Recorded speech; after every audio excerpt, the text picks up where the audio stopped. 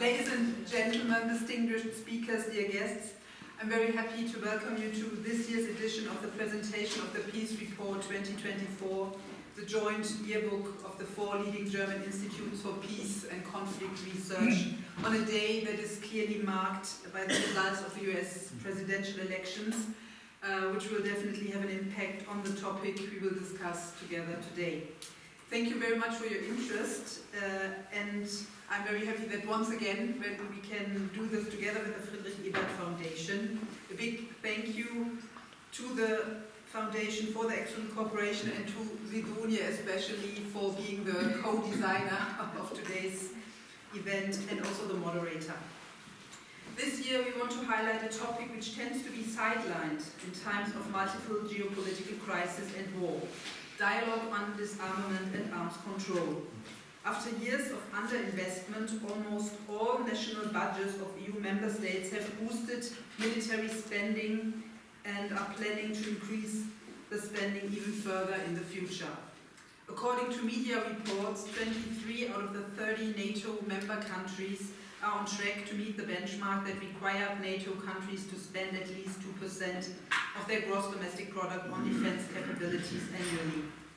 Germany is among those countries that will hit the spending target for the first time, while Poland already allocates this year more than 4% of its GDP to defense and has already announced to increase the spending. Despite the general consensus laid down in several UN treaties and conventions that disarmament is a fundamental requirement for peace, the efforts undertaken by politics have lately been focused primarily on investing in defense and in boosting defense spending. The new designated EU Commissioner on Defense, Andrius Kubilius, for example, is supposed to generate more investment in security and defense and in creating a European Defense Union. The topics of disarmament, arms control fora, mechanisms and treaties have apparently moved out of the spotlight, while some states not only ignore but even obstruct efforts to revitalize them. To illustrate the extent to which rising geopolitical tensions and long-standing divisions among leading states impede tangible progress on disarmament and non-proliferation issues, let me briefly refer to one of the rare high-level UN Security Council meetings on nuclear disarmament and non-proliferation. It was held this year in March and chaired by Japan. During the exchange, UN General Secretary Antonio Guterres urged especially the US and the Russian Federation as the holders of the largest nuclear arsenal to take action on prior disarmament commitments under the Nuclear Non-Proliferation Treaty, including reductions in the number of nuclear weapons. The answer to that appeal followed promptly. The Russian Deputy UN Ambassador declined such proposals as new agreements on nuclear arms control could not be seen in isolation from the general military political context. Against this background, I'm very happy that we managed to gather here some very competent speakers on our panel to discuss inter alia in which way the existing mechanisms and treaties are still relevant and what role they could play in a way forward to revive and strengthen them, keeping in mind the specific roles of the EU and NATO.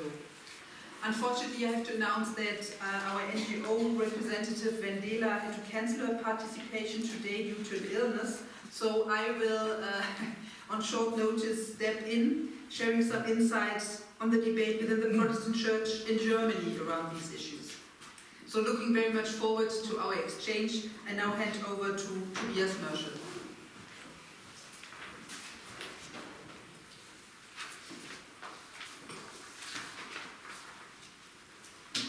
Dear Captain Hatzinger, dear colleagues, dear friends, dear guests, a very warm welcome also from my side. I'm Tobias Merschel. I'm head of the Friedrich Ebert Foundation's office here in Brussels.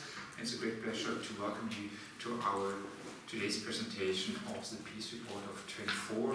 And as Katrin always said, it's a very, very special day. And I suppose most of us woke up this morning or even were following TV during night and getting more and more depressed. And the outcome of the election for sure will have an impact on what we are going to discuss now. So it's a very timely day for this discussion, even though we are now in very uncertain circumstances, and I think it's going into very difficult times. But nonetheless, we are very, very grateful that now, I think from 2016 onwards, we are having this presentation together, and it's a very good cooperation for us, for the Friedrich Leber Foundation, also to cooperate with you, with the EKD, Evangelische Kirche in Deutschland, and it's really a good, valuable tradition. It has always been very beneficial to present this peace report also to a Brussels-based audience, as it offers a very valuable opportunity to reflect on the challenges also on European foreign and security policy. In the interest of maintaining a broad perspective on the many and varied challenges facing us in the global community, we are devoting our attention this year to the important topic, and Katrin already outlined it, so I can be very, very brief, of international arms control and disarmament, which is not in the center for many years, and when the Russian war against Ukraine started, it really almost disappeared from the agenda, and we have to lift it back on the agenda. In this context of the peace policy, this Russian attack or the war of aggression of Russia against Ukraine represents really a significant change. And similarly, the developments we can see in the Middle East are a cause for very big concern. It seems very likely that for the foreseeable future, the focus of German but also of European foreign policy will be on defending European security in a new world. And this new world is, with a new American president, becoming a more difficult world. And how this world is changing, how foreign policy is changing, how security policy is changing. We see this also in the approach, what the new president of the Commission, Ursula von der Leyen, has in the general guidelines. We're going to have the Commissioner of Defense or Armament, you have to say, maybe it's not of defense, but the Commission of Armament. So the hearing, I think it's today or this afternoon, so more or less at the same time. Okay, so we believe that exploring ways to promote stability in this context is crucial. And it seems that cooperation and confidence in international arms regimes are the cornerstones of a security architecture, yet they appear to be somewhat weak or very weak at the moment. And therefore it would be very, very beneficial to consider ways to strengthen them as we are going to do today. And against this background, it's necessary to look for diplomatic options while Europeans and the EU try to improve their security and defense. It is our sincere hope that with this event, we will contribute to the ongoing discourses on how to optimally reconcile the competing imperatives and possibilities, particularly as the world seems to be rudderless. The title of this year's report, Peace Report, and now I'm really looking forward for the discussion. We're going to dive into depth into the sport, and I will pass the floor to my colleague Sidonia, and I'm very happy that we have so many high-ranking speakers, and I'm looking forward for the discussion. Once again, thank you very much for coming, and Sidonia, the floor is yours. Okay. Yeah, thank you very much.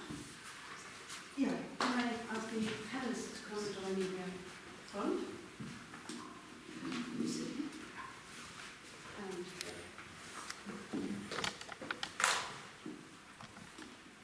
okay, hello. Also very welcome from my part. I'm Sidonia Wetzig, and I'm Policy Officer for Foreign Affairs, Security and Defense Policy at the EU Office of Friedrich Ebert Stiftung. So as we've now have the US election out of the way, and we know who will be the next president of the United States, I think it's never been a better time to discuss disarmament and arms control, particularly as experts have already predicted more geopolitical tension and more global instability. So against the background described by Katrin and also by Tobias, which is really not favorable for the topics at hand, we still want to discuss it, and we want to see how to ensure stability And disarmament and arms control is an invention from the Cold War, a time where armament was also very present. So can we draw any lessons from this period? And can we still talk about the two sides of one coin, as we've titled our event today? We have three distinguished panelists, and I would like to introduce to the far right Tim Thies, researcher at the Institute for Peace Research and Security Policy in Hamburg, where he is part of the working group on arms control and emerging technologies. And this working group is working in a network on rethinking nuclear deterrence. So we're looking forward to your analysis, and you're also one of the authors of the Peace Report. Then to my right, Moritz Deutschmann. He's German diplomat at the German representation to NATO, where he follows the disarmament and arms control portfolio. And you have also experience from your post in Moscow, and you have also coordinated the EU presidency for Germany 2020, so you know both sides of Brussels. And to my left, thank you very much, Katrin, for joining us on the panel. As mentioned, Wendela de Vries couldn't join us.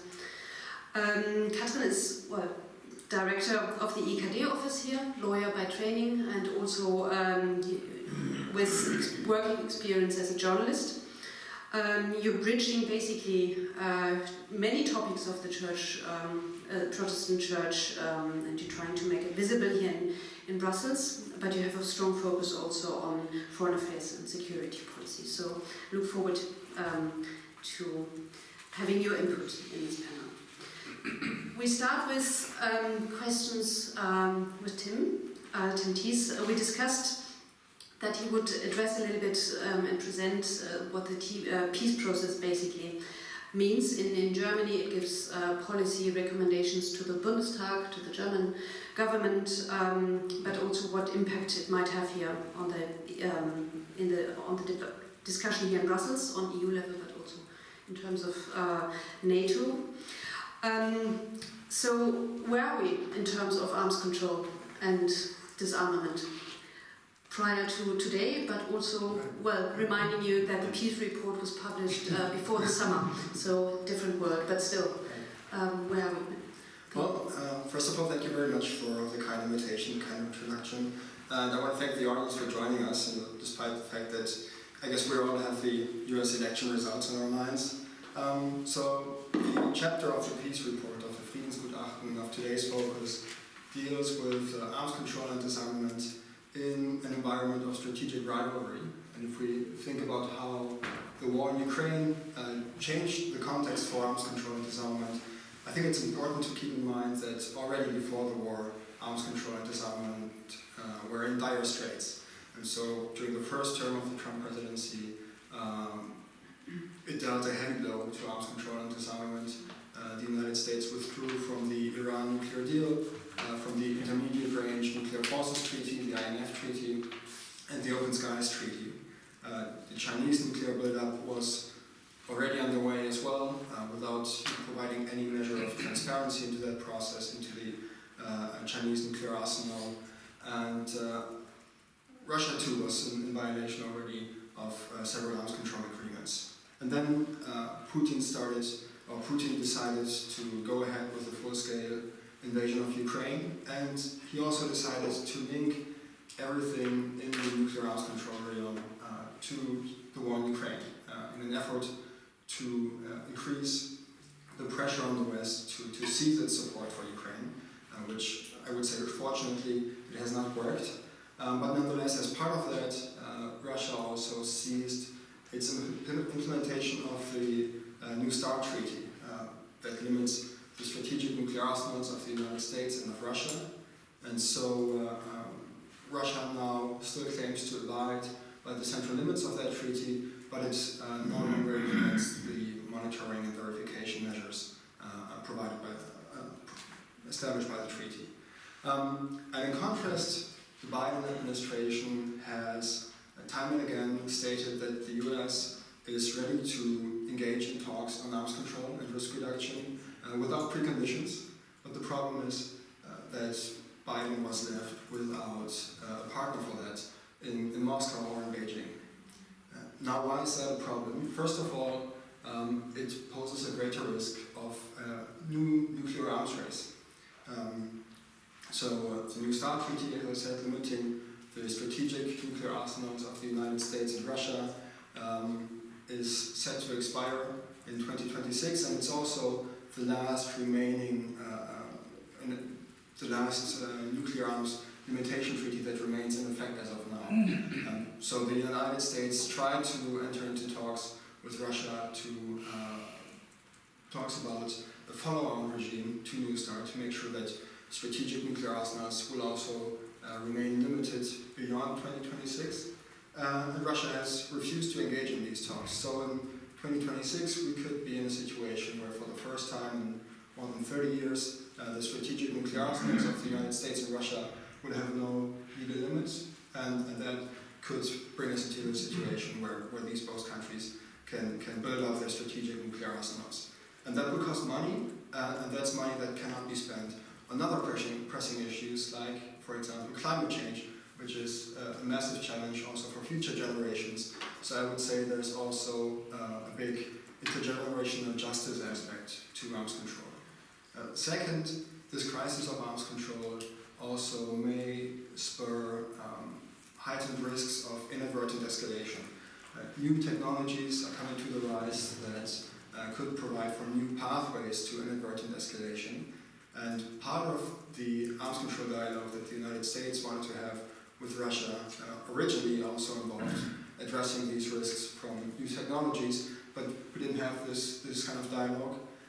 So that's one thing, it's an issue for Europe, but it's also an issue for Asia, because between the United States and Russia, or between NATO states and Russia, there are some agreements about what to do when there's military incidents at sea or above the sea, some rules of the road to make sure that military incidents do not spiral out of control.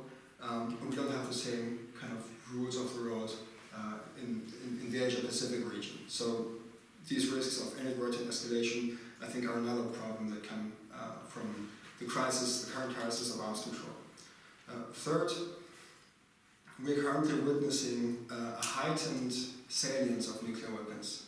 So many governments seem to take away from the war in Ukraine, many governments seem to take away the lesson that nuclear weapons are the most ironclad nuclear security that there is. We can debate whether that's true, but certainly that seems to be a takeaway some governments are drawing from the war. And so in an attempt to improve their security in their respective security environments, some governments could seek to build their own nuclear weapons. And here, of course, Iran comes to mind, but also Saudi Arabia could follow suit if Iran went fully nuclear. And also South Korea. Polls there have shown that 70% of respondents think that South Korea should have its own nuclear weapons. And we can speak about that later on, but I'm sure there's a debate that we're, one way or another, are going to have on this in Europe as well. So nuclear salience, the salience of nuclear weapons and nuclear proliferation is a third problem that comes from this crisis of arms control. And fourth, this crisis sets back progress in nuclear disarmament even further. And it widens a divide between nuclear weapon states and their allies on the one hand, and non-nuclear weapon states on the other hand. So to nuclear weapon states, their nuclear arsenals really have become indispensable in the past couple of years. They have not been able to agree on reductions to their nuclear arsenals since the signing of the New START Treaty in 2010, and now virtually all of the nuclear weapon states are in the process of modernizing their nuclear arsenals, and some even expanding their nuclear arsenals. And on the other hand, you have many non-nuclear weapon states to whom this hierarchy in the international system between the nuclear haves, who have relative security, and the nuclear have-nots, who are in a precarious position in this nuclear order, is unjust. And so to address this, I think NATO as a nuclear alliance would be well advised to make clear and to send the message that it's not NATO that is preventing progress on nuclear arms control and eventually nuclear disarmament. And to send that message, it would be good to make clear that NATO is open to dialogue on nuclear arms control. That does not involve making concessions on Ukraine or anything, but it's open to dialogue on nuclear arms control and to make serious proposals on arms control in good faith. And so the Biden administration did this last year when it submitted a proposal on a follow-on regime to New START to Russia. And surprisingly, Russia refused to engage on that. But nonetheless, I think this was worthwhile because it basically forced Russia to reveal or to expose its weak arguments against engaging on arms control, and it dispelled any doubts about who's to blame for the current looming nuclear arms race. And I briefly want to address the elephant in the room, which is, of course, it's going to be much more difficult for NATO to send that message that the United States is the responsible actor in the room, that it's not the United States who's to blame for a looming nuclear arms race as Trump returns to the White House. But I think my bottom line still stands, which is that while the war in Ukraine has changed the context for nuclear arms control and disarmament, it did not undermine the fundamental rationale for arms control. So arms control is still in the self-interest of Europeans, but it's also a responsibility toward future generations who are facing this massive challenge of climate change, and to those states who have given up the right to pursue nuclear weapons. And I stop here. Yeah, thank you very much, Tim. Before I now basically pass on your appeal to NATO to present its openness towards arms control, I would like to give the floor to Katrin.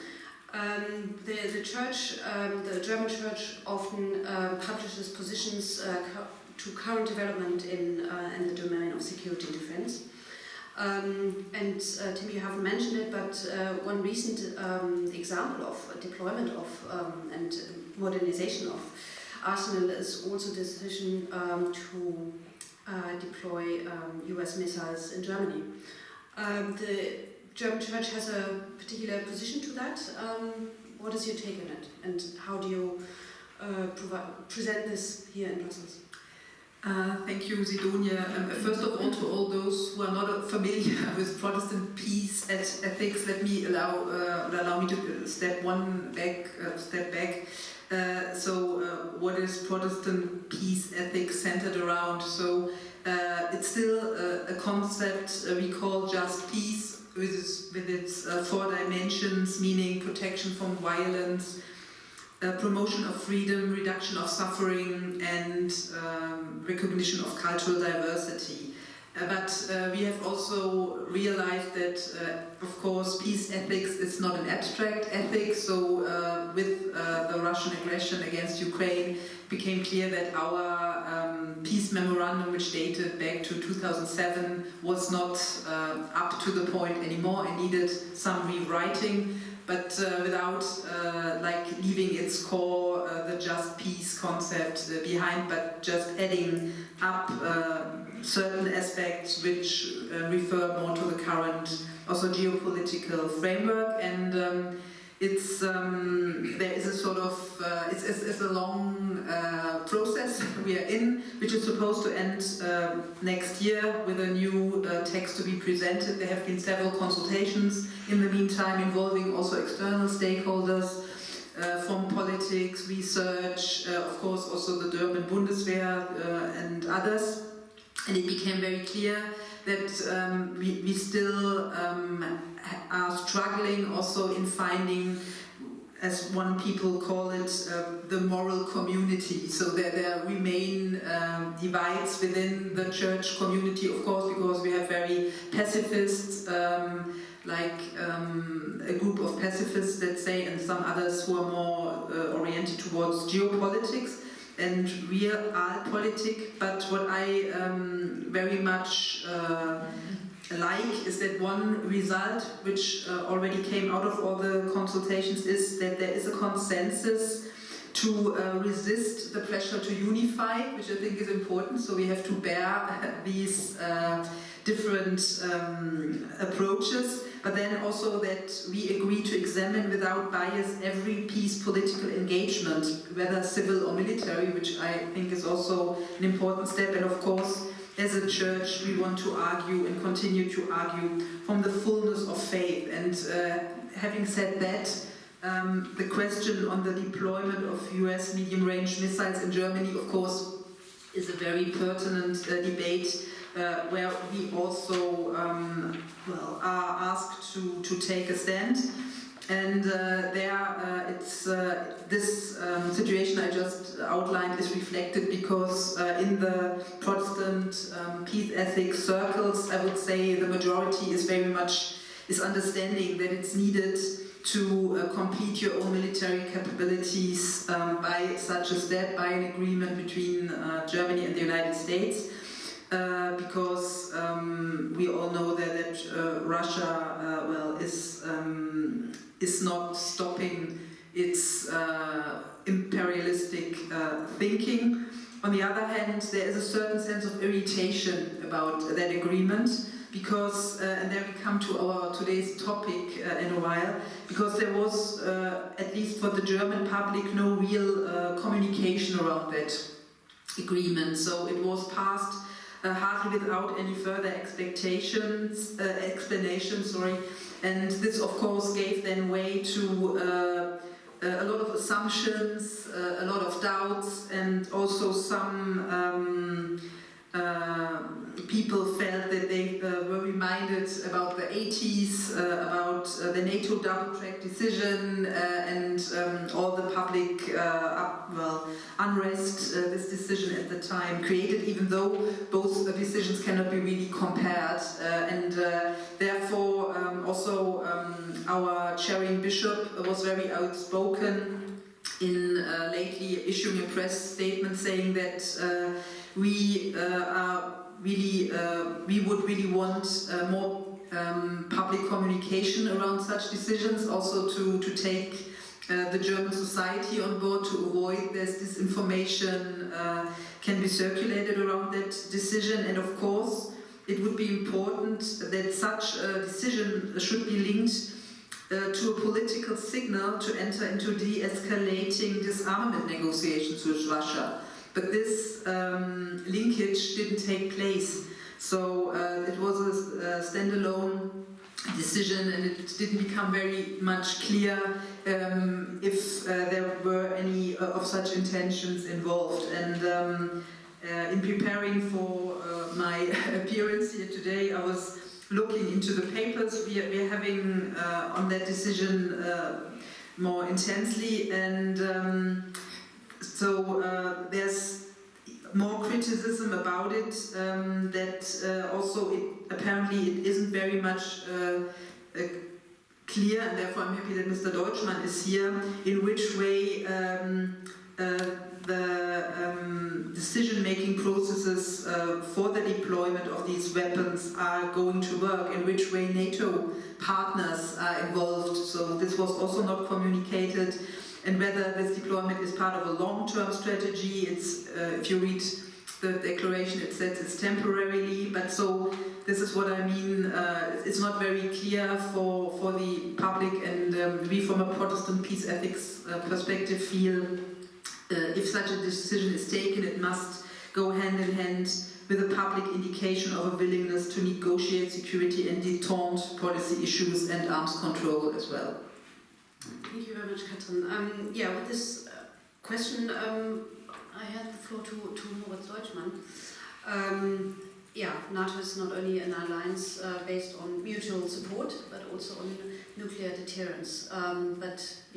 Is there a door still open for disarmament and arms control, and how does the political signaling work towards Russia, for example, but also to other global actors? Yeah, thank you very much, and thank you first for inviting me. It's really it's great to see also so many people, given that we have quite a busy day today in world politics. Of course, NATO and arms control. I mean, if you hear these two words, you will probably wonder a little bit what this is going to be about, because when you hear about NATO, what you usually hear about today is not exactly arms control. Yeah, you hear a lot about NATO allies investing in weapons.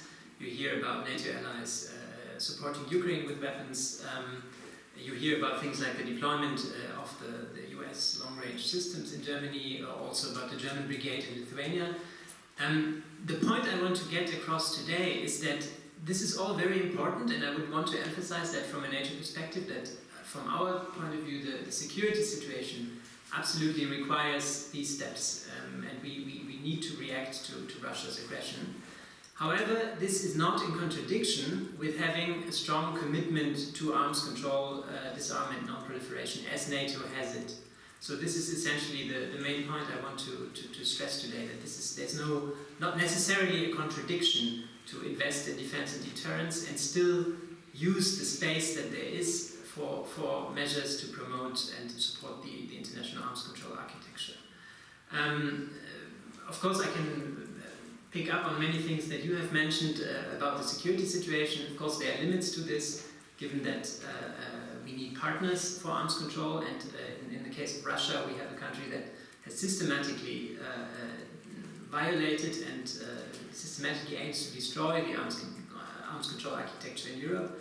But nevertheless, I would want to give you a little bit of a sort of sense of where the discussion at NATO is, where we can actually really still use room for concrete measures. Before I do that, maybe a couple of words on what NATO actually concretely does on arms control, because I think that's an important background. And the first thing to say here is that NATO itself is not party to any arms control agreement. So individual allies obviously are, but NATO as an organization does not negotiate treaties, and in that sense also doesn't really make an arms control offer as such. I mean, because the alliance as such is not party to treaties. And the second thing is maybe to say a little bit about where we stand in terms of our policy. And I think there the central reference is, of course, the summit decisions over the last two summits, and then also the strategic concept, which was adopted in 2022. And if you look into that, you actually see that there's always language on arms control, sometimes more, sometimes less, but especially the strategic concept is actually quite interesting, I think, on this aspect. And I want to just go a little bit into this, because I think it gives an interesting, sheds an interesting light on where actually also the NATO contribution to arms control is. So when we discuss the strategic concept, strategic concept is divided into the different core tasks of NATO, which are defense and deterrence, cooperative security, and crisis management. And when we sort of thought about the document, there was an interesting discussion, where do we actually put arms control? And you could say from an arms control perspective that there are good reasons to put it in any of these baskets. You could say it's a matter of cooperative security. Arms control is about working with partners, with other countries. You could say it's a crisis management tool. It's something that countries can use to sort of resolve a crisis situation. Or you could, and this is in the end the solution that was found, and that was very much also something that Germany sort of supported, you could put it under the defense and deterrence rubric. And this is actually also a little bit going back to a question that was raised about lessons from the Cold War. Because this is a central lesson from the Cold War, from a NATO perspective, that arms control and defense and deterrence have to go hand in hand, and exactly to be two sides of the same coin. That's the sort of approach that we have. It is a challenging approach, certainly, because it requires really, in going into discussions also with the military side, and to really answer their very concrete questions. How does a specific agreement actually improve our security? How is this effective? Yeah, I think that is the challenge we have, but this is also the opportunity and the contribution we can make.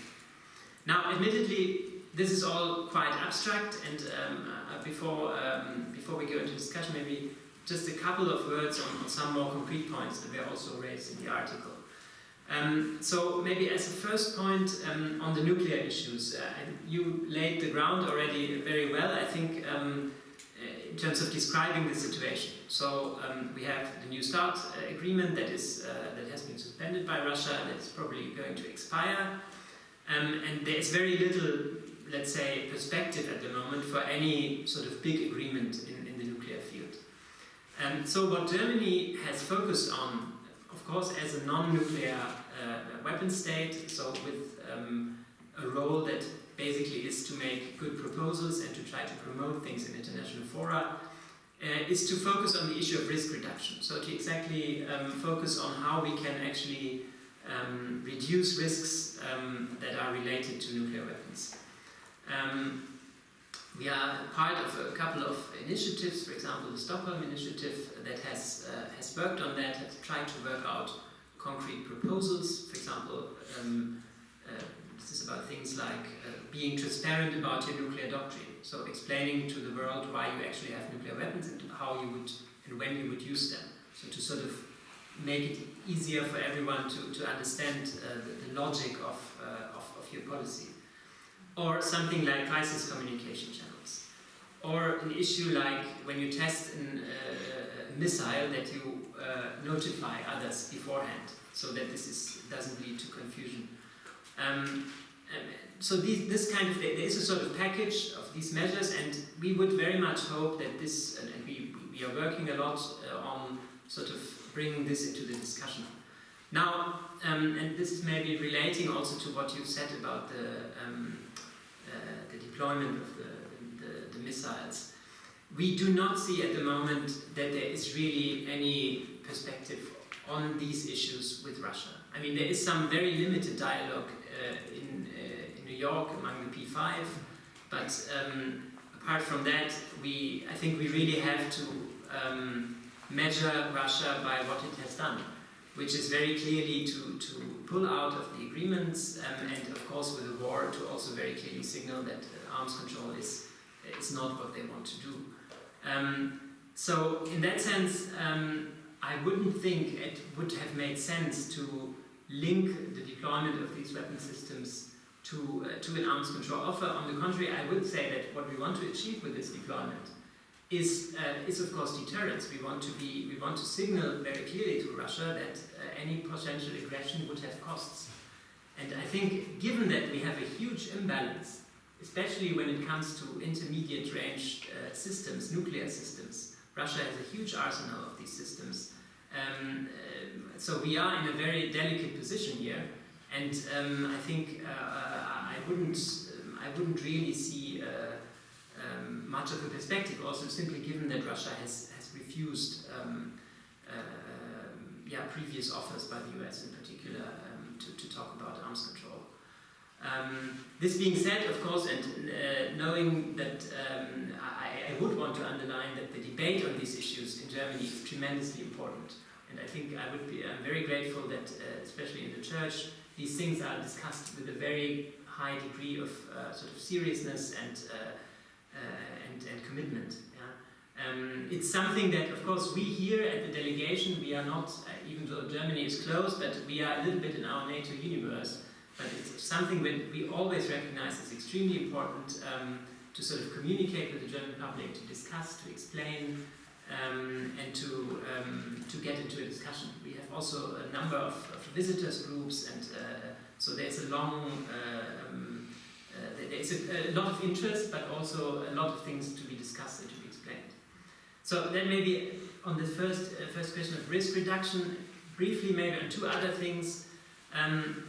A second point that I think is very important, we have a situation across the arms control world where Russia and a couple of other countries, a few of them, very often sort of block substantial progress on issues like biological weapons, chemical weapons, lots of other sort of treaties. And so what we need to do from our point of view is really to build a more global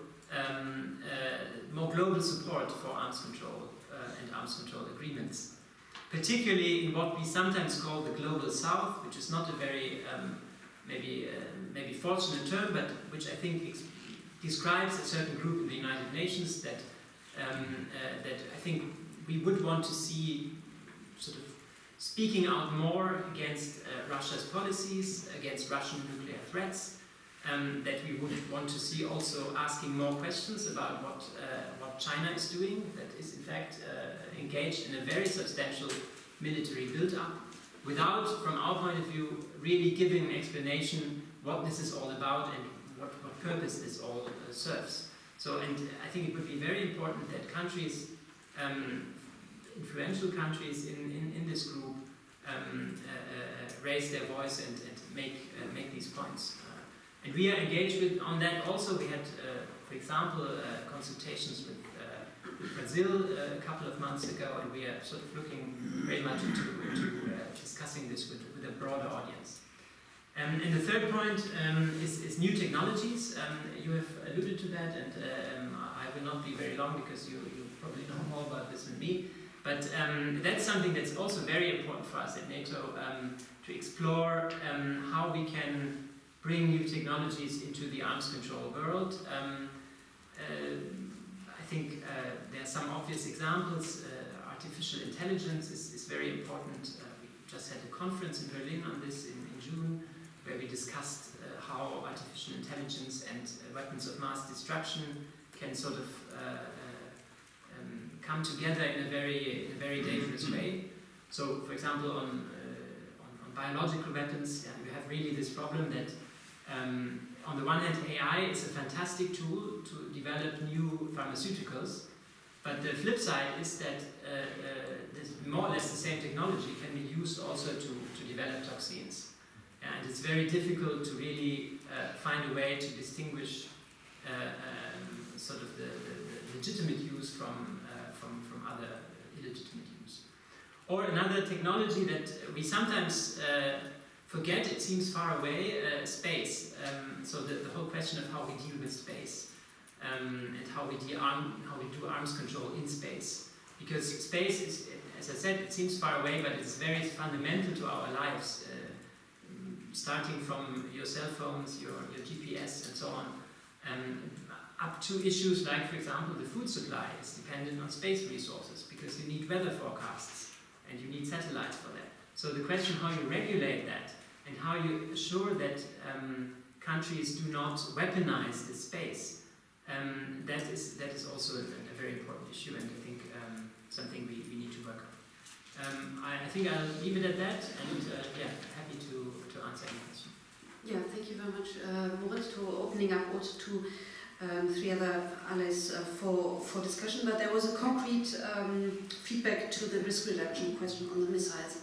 So, yeah, just an idea I wanted to throw in, because maybe we are sometimes, or maybe we are lacking also original ideas in bringing Russia back to the table. I just, hearing you talk, I was just thinking about a study from the German Institute for International and Security Affairs, and two of the researchers, they were arguing that the deployment decision could generate the central bargain chip that makes arm control in the conventional area possible again between the US and Russia, by saying that the United States could use the remaining 2 years until 2026, when the deployment should take action, to offer to renounce the stationing if Russia also renounces land-based medium-range systems in Europe. So just to, or maybe on a more positive note, that maybe there is some room for talks nevertheless.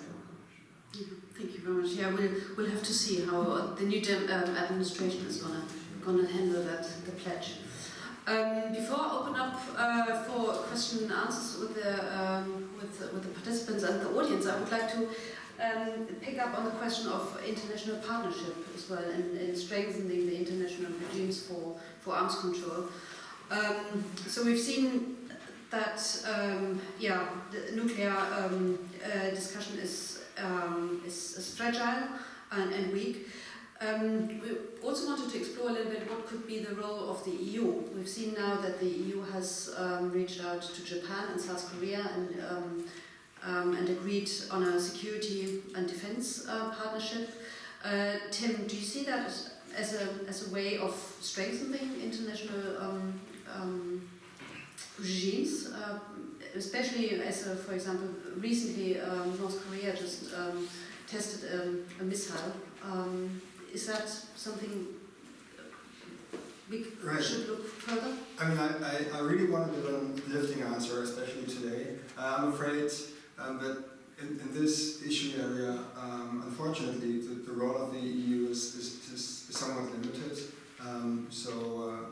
We have seen the EU play a role in arms control and non-proliferation, especially in the Iran nuclear deal, where the EU was a very active player. And then, unfortunately, when the United States under Trump decided to withdraw from the Iran nuclear deal, the EU could not keep up or could not keep the Iran nuclear deal functioning and alive. And so, although the EU was very important, I think, in bringing about the JCPOA in the first place, what it can achieve in this very tense environment on arms control and non-proliferation is somewhat limited.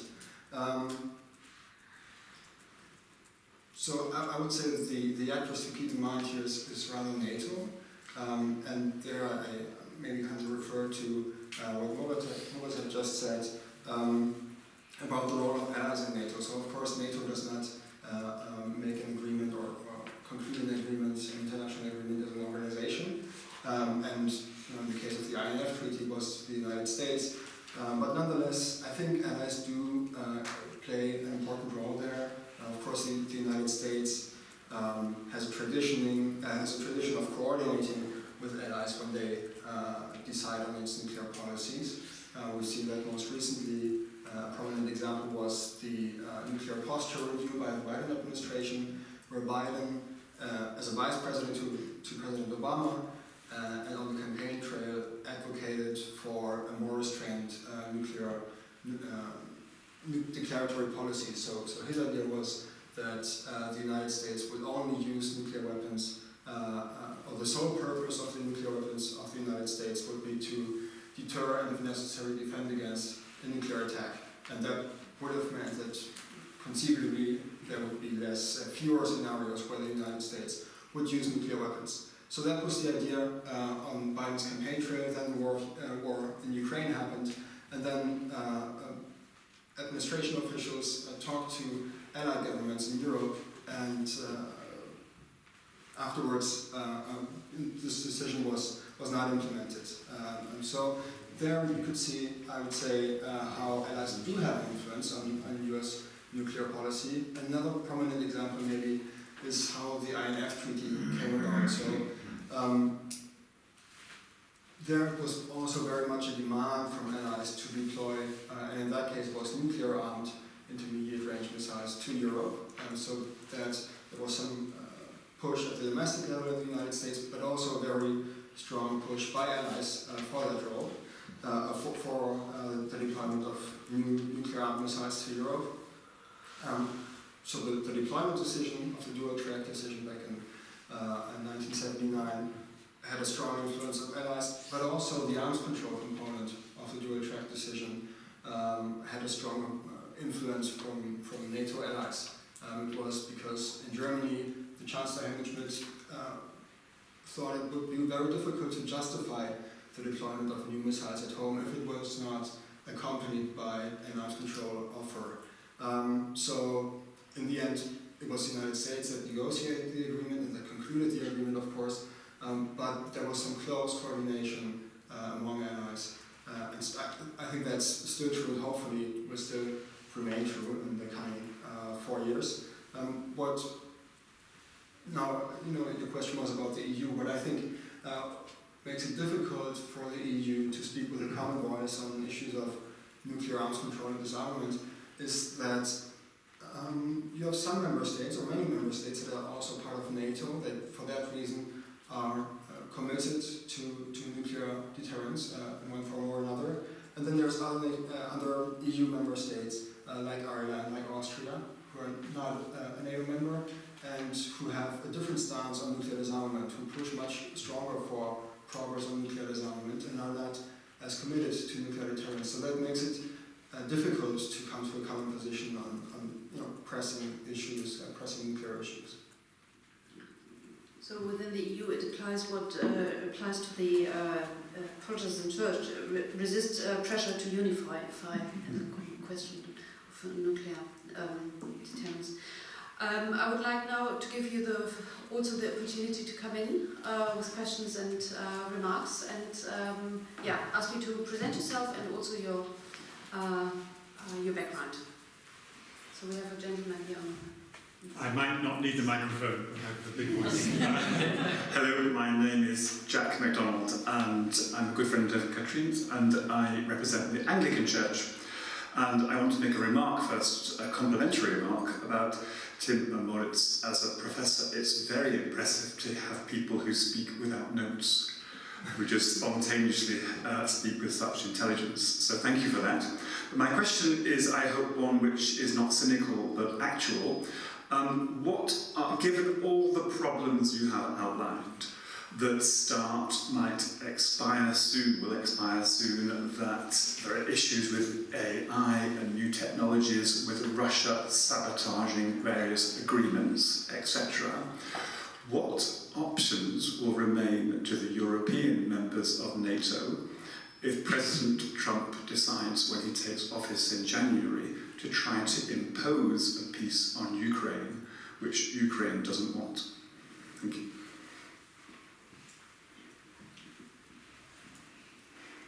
Okay, maybe I'll give the question directly back to you. All right, should I start? Mm-hmm. All right, easy question then. Thank you very much for the kind words. So I guess the question is, what options with regards to what? Are you talking about arms control, or are you talking about Arms control and in the round, everything. Yeah. All right, so now we're currently at an impasse where Russia is not engaging on arms control and is linking arms control to the war in Ukraine. And the demand is that the United States ceases its support for Ukraine, and then we can talk about arms control. And that's, of course, unacceptable to the United States, to US allies in Europe. But you're raising a good question, I think, which is, if Trump stops the support for Ukraine anyways, and we can debate on how that would work out institutionally in the US, and it depends on the outcome, I guess, of the Senate and the House of Representatives, well, the Senate of the House of Representatives. So we could be in, and speculating here, we could be in for difficult times, and it could be that that the US ceases its support for Ukraine, and then Russia would be in an advantageous negotiating position and could say, all right, now we're ready to talk about nuclear arms control. And this is actually something that I don't think is really coming up, but it could be that then it's the Europeans who are saying, no, now we won't actually want to, we're not happy with how things are going in Ukraine. We want to link that to arms control. Apart from that, again, I'm speculating here, I'm not privy of how the conversations in NATO went, but there seems to be, on the concrete issues, it is very hard to come to a common understanding within NATO on arms control issues. So from the archives we know that it was very hard to form the original dual-track decision in 1979, the INEF treaty in 1987. So in any case, that's already something that is going to be discussed, or is hopefully being discussed very controversially within NATO, and it could become all the more difficult now in the coming years.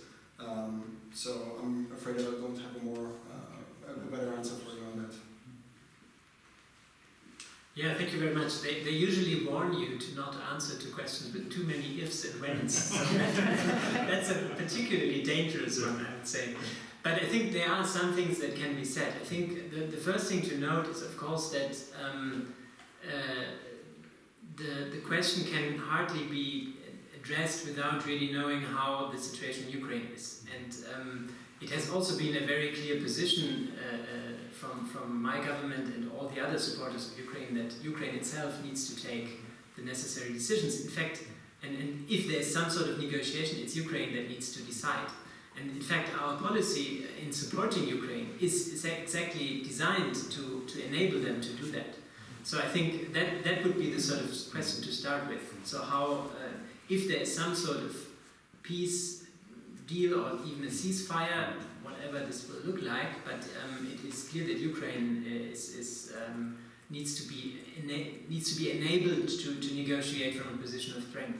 So I think that's the most important issue, and that's where we would see our focus at the moment. Thank you. Maybe I would like to follow up on some of the findings you have also in the report, because one of the points, well, drawing from the conclusion that the nuclear arms control regimes are very weak, one of the points the report also asks for more conventional deterrence as an alternative perspective. But how would you describe possible scenarios for that? And would that be something that could also be discussed within NATO to have an alternative model of deterrence, basically? Okay. So we start with Tim. All right. So now we're getting deep into the if and when's. I'm afraid, but it's of course a good question, and even better this morning. So what we tried to think about in the peace report was to put into perspectives a debate that was had I think earlier this year in response to actually Donald Trump's comments on the campaign trail when he said if the Europeans are not paying up, basically we're not coming to their defense, and that was said in a very casual way, but it was taken seriously enough, especially in Germany, to think out loud about what do we do if the United States withdraws its security guarantees under a second Trump term. What if we can no longer trust extended nuclear deterrence from the United States? And a very prominent answer, or an answer many people gave, was that we need our own nuclear deterrent, and so that would be, if you put it like that, our own nuclear deterrent, or a European common nuclear deterrent, or a German nuclear deterrent, or France taking over the role of the United States as the provider of nuclear security guarantees, which the United States used to do, or still does. Those are basically the three kind of models that are put out there in that regard. And I'm fairly skeptical of either of the three, but it just took up, for some time, it took up a lot of space in the debate in Germany, and what was not really the focus at the time was how to strengthen conventional deterrence and defense without the United States. So that's, of course, very soon you get into very technical questions. So again, this is rather the first step, or our attempt to start a discussion on that, which we now might be having more and more, rather than a conclusive sort of finding on how to Trump-proof conventional defense in Europe. Conventional defense deterrence. Yeah, thanks a lot. Actually, I think in a way NATO has already and is answering that question to some extent, because if you look at what we've been doing, the focus in our German engagement in NATO, but also in NATO's sort of defense and deterrence in general, has been very much on the conventional side. So if you look at the German, for example, the brigade in Lithuania, we have the long-range systems in Germany that are, and that I want to repeat, thank you for pointing this out, because the Chancellor also made the point very clearly, that are conventional systems, so they are not, it's not the 1980s again, it's a completely different debate. Or also we have a big initiative on air defense, for example, which we can see now in Ukraine how important this issue is. So, and at the same time, on the nuclear side, I mean, I would say we are very, we clearly say that NATO is a nuclear alliance, that we are committed to our role in that, and we are maybe a bit more forward-leaning when we communicate about this, when we communicate about exercises, for example, while stressing that this is there is no significant change to that posture. So So in that sense, NATO is exactly doing that. It's really strengthening the conventional side on the discussions, I mean, I always note that with great interest, obviously, as an observer, to be clear, all the discussions that have been going on about Euro deterrent and also, by the way, discussions that are going on in a different part of the world. I thank you very much for mentioning Korea. Yeah, this is a very interesting situation also. So where we see that certain situations that we face are, well, I mean, they're not directly comparable, but it's still an interesting perspective also to see how other countries that are non-nuclear weapon states but are in a very precarious security environment, how they deal with that.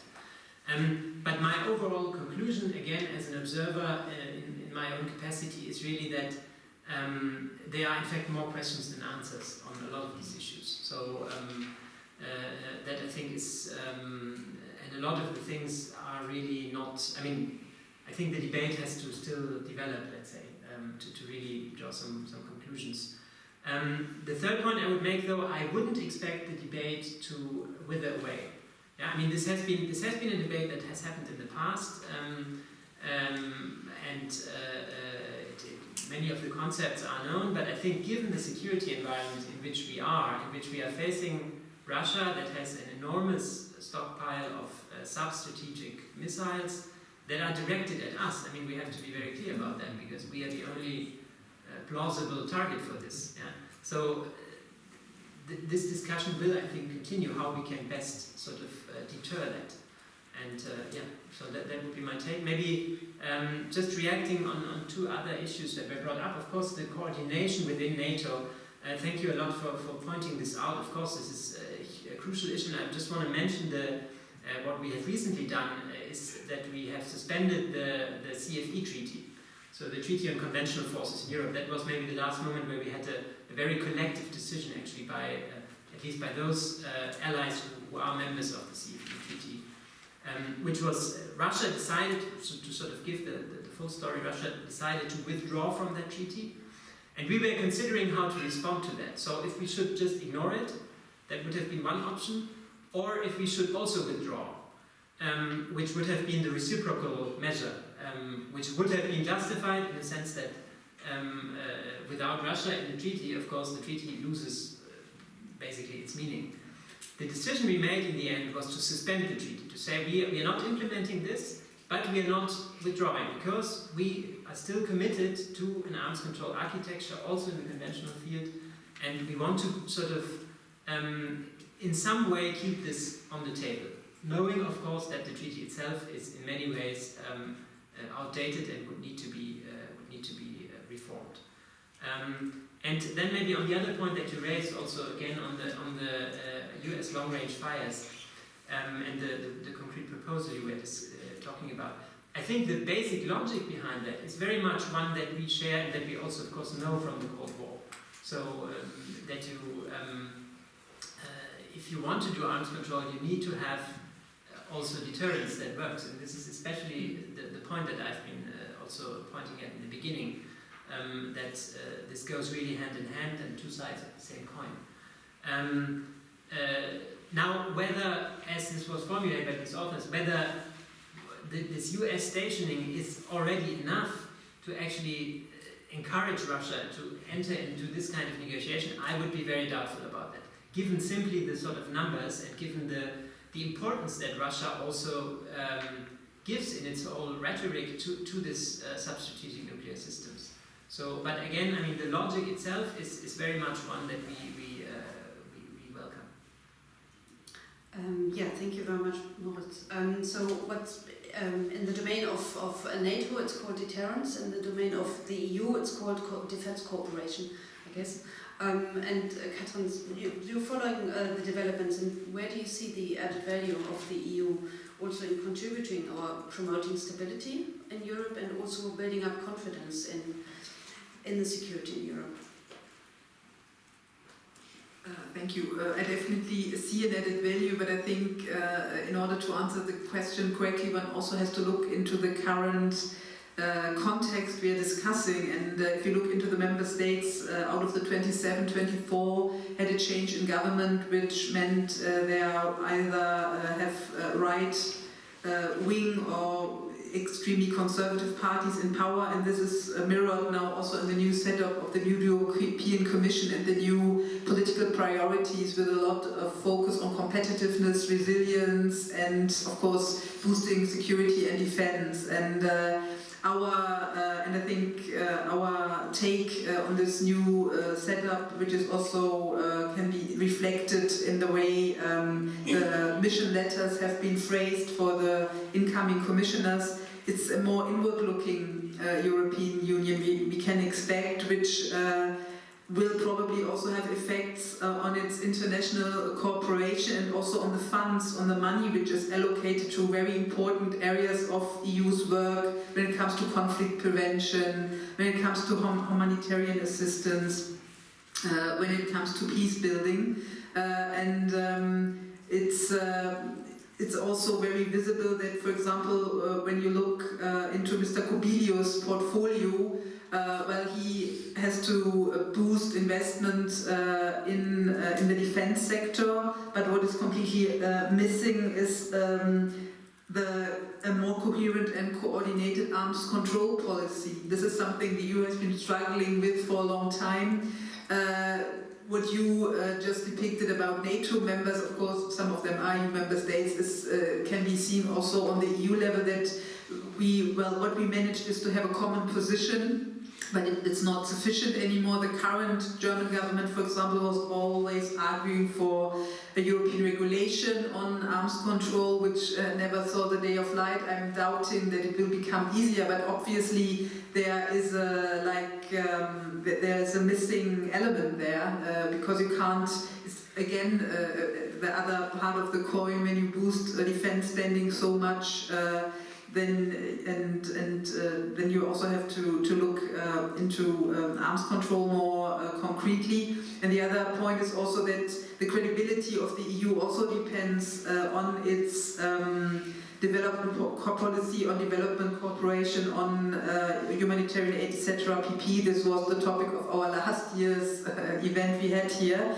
And it's already visible that there is an imbalance more and more to be seen when we look into the starting negotiation on the multi-annual financial framework the EU is about to enter in. And this is worrying, because it has to be a comprehensive picture, and in order for the EU to remain a credible soft power also, these areas should not be forgotten despite all the geopolitical turmoil we are in.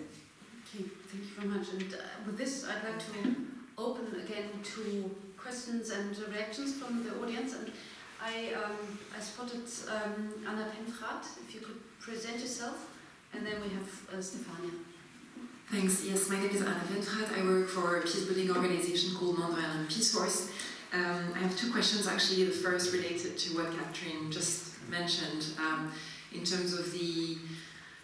but maybe I can reframe it this way. What are your views on the role of the next EU Commissioner on defense, and all of this emphasis that we see on increased defense spending, mostly from an industrial perspective? So it seems that it's completely lacking the arms control or arms export control aspect. And one of the tension we see here is that most of the investment in industrial, in the defense industry in Europe, most of the defense industry is geared also towards exportation. So how to ensure that this is not going to export more instability and conflict elsewhere?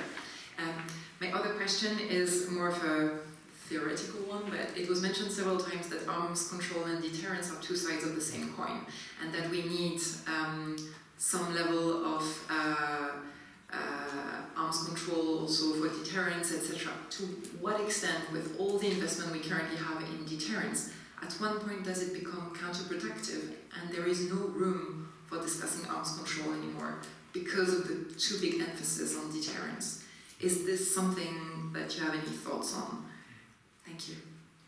Okay, thank you. And then the second one. Thank you.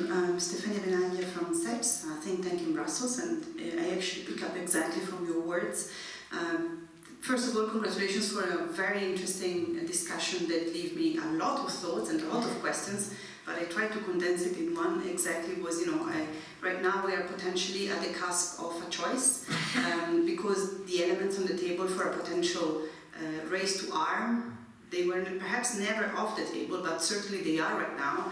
And Asia has been mentioned briefly at the beginning as a theater where these tensions can actually happen tomorrow, and I believe that it should be taken much more into consideration, because that will be certainly a crucial theater. So here my question, all this emphasis seems to lead into indeed more towards the deterrence, but what are we doing, and especially which actors are we looking at to activate to diffuse the tension? Especially because I hear all the good reasons why NATO should be activated, but NATO is a military alliance, and multilateral arms control cannot be led by a military alliance.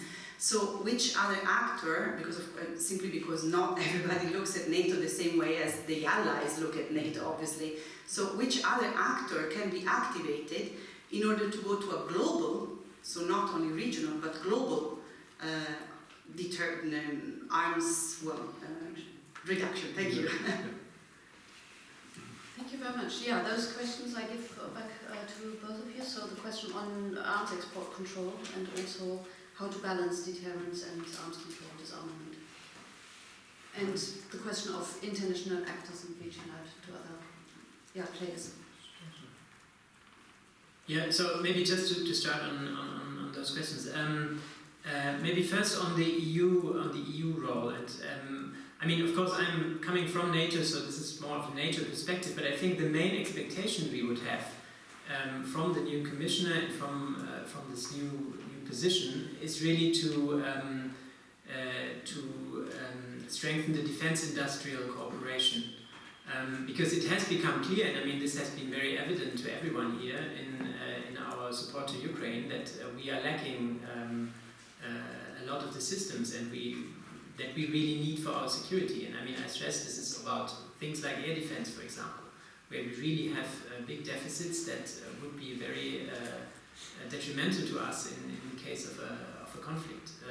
So I think the expectation that the EU can do more about this is really of the highest importance. On the exports, I mean, I'm not an expert on this. It's not done at NATO. It's a national, it's largely national decisions. But I would see, I mean, in some way, we are at the moment really looking at our own capabilities. Yeah, given that we have given a lot to Ukraine, and more is unfortunately probably needed. So I wouldn't draw such a strong link now to the export issues. So this is not, I think the priority, at least from the NATO perspective, is our own defense and deterrence for the moment. And maybe on the last, or generally also on the question that you both raised a little bit, sort of, is there a limit to deterrence, or is that in some way, I mean, I would say it doesn't depend on us. It's not that we did this because we felt this had to be done. It's a reaction to a security environment that has radically deteriorated.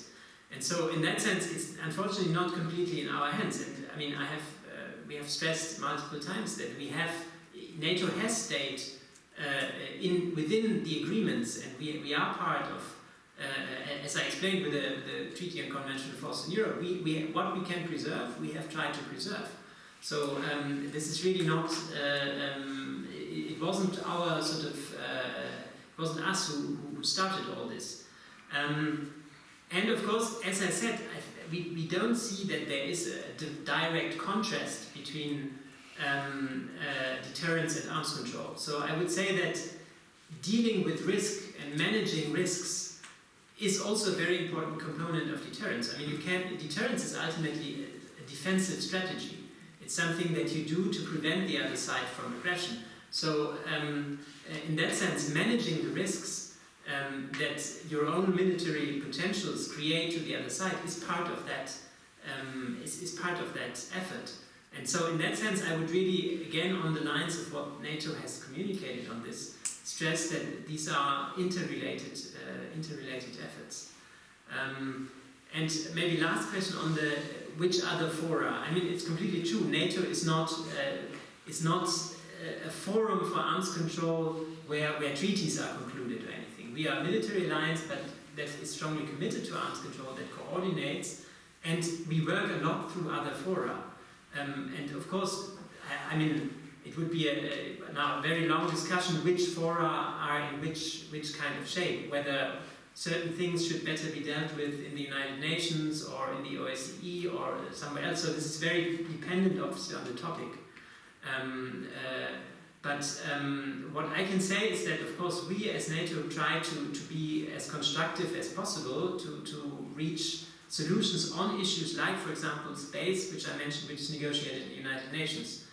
Other issues might be negotiated elsewhere. There are separate conventions for chemical, biological weapons. So this is really a rather context-specific question, and one would need to look into exactly what kinds of arms one wants to control or reduce to really answer that. And Tim, maybe on the question of arms export control and also Sure. weaponry. Right. I have to say this with the caveat that I'm no expert on arms exports, but I think you're raising an interesting point, which is that a lot of this seems to be guided by getting more bang for the buck. That seems to be the mantra of European defense cooperation. And what's not raised is the question: what kind of, in the sense of I don't know. I guess the question: what kind of bang do we want? I think if we talk about defense postures, the first question we should be talking about, or ideally behind closed doors should be talking about, is what's our defense strategy? How do we make sure we deter, in this case, Russia, and if deterrence fails, how do we make sure Russia cannot achieve its objectives? And so that's the first debate, and that should then guide our thinking about more of what exactly do we need, more of what capabilities. And there was another question on what happens if there's too big an emphasis on deterrence. So I don't know of any threshold where arms control is no longer possible, or you can simply negotiate away what you have. But of course, one risk, if you